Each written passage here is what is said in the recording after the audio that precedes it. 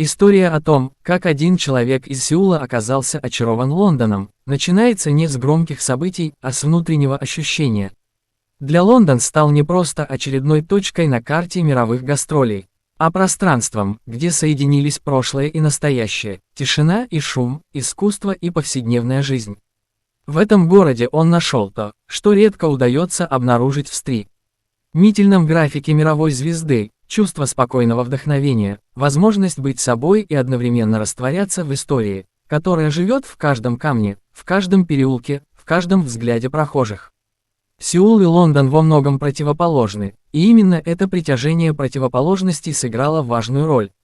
Сеул – город будущего, где неоновые огни отражаются в стекле небоскребов, где технологии определяют ритм жизни. А скорость становится нормой. Лондон же словно предлагает остановиться. Даже в самых оживленных районах здесь чувствуется уважение ко времени, к памяти, к тому, что нельзя ускорить. Для человека, выросшего и сформировавшегося в условиях постоянного движения, эта атмосфера стала почти терапевтической. Лондон не требовал соответствовать ожиданиям, он позволял наблюдать, чувствовать, размышлять. Одним из первых ощущений, которые Лондон подарил ему, стала музыка города. Не концертная, не студийная, а живая, уличная. Звуки метро, гул старых автобусов, уличные музыканты, исполняющие джаз, классику или рок. Создают особый фон, который невозможно воспроизвести искусственно. Этот музыкальный ландшафт перекликается с внутренним миром артиста, который всегда стремился находить вдохновение вне сцены. Лондон словно разговаривает через звуки, и этот диалог оказался для него удивительно близким. Архитектура города сыграла не меньшую роль.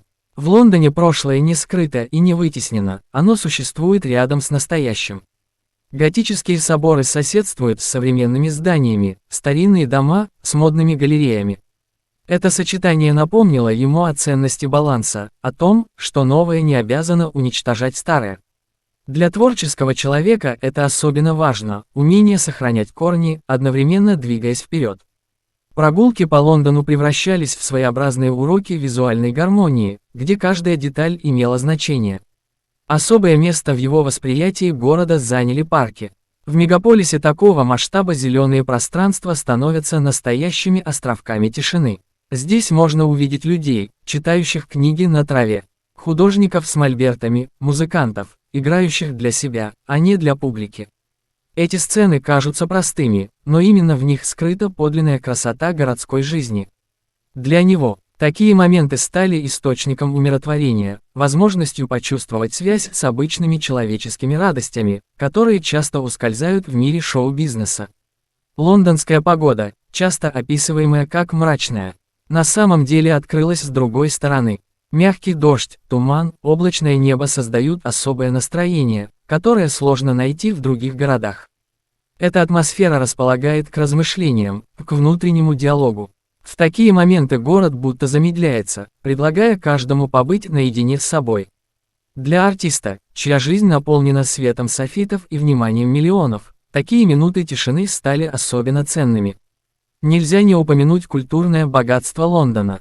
Музеи, театры, галереи – все это не просто туристические объекты, а живые пространства, где искусство продолжает развиваться.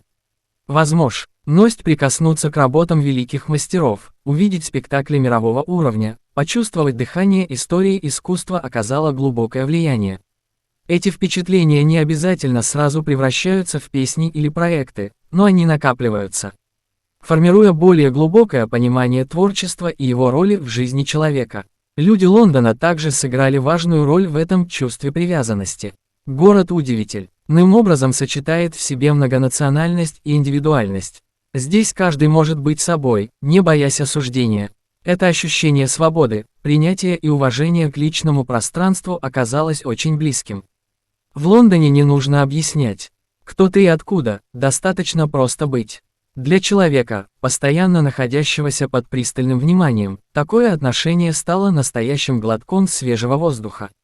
Еще одним аспектом стала мода.